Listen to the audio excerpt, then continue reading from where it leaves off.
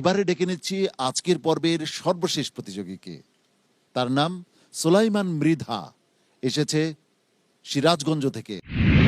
এসো কোরআনের আঙিনা, এসো শান্তির মোহনা।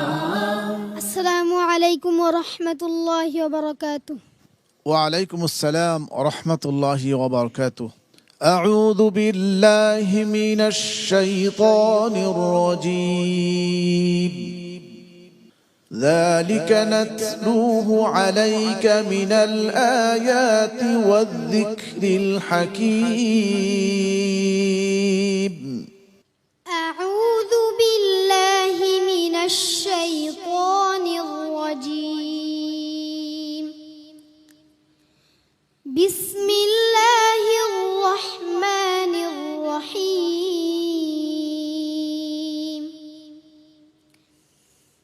ذلك نتلوه عليك من الآيات والذكر الحكيم.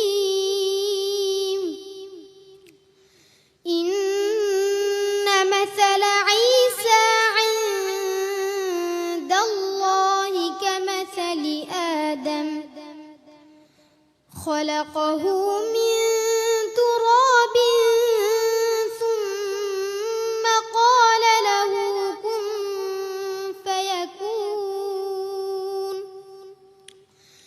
الحق من ربك فلا تكن من الممترين. فمن حاجك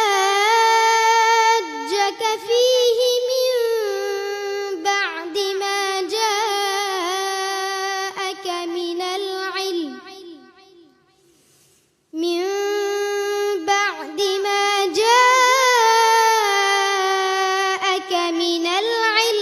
فقل تعالوا ندع أبناءنا وأبناءكم ونساءنا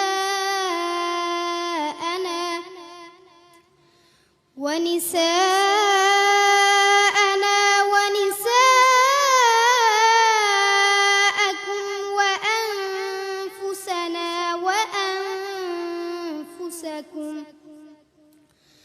ثم نبتهل فنجعل لعنة الله على الكاذبين.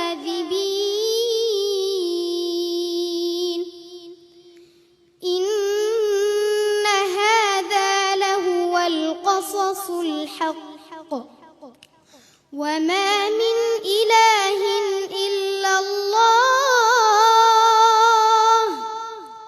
وإن الله لهو العزيز الحكيم.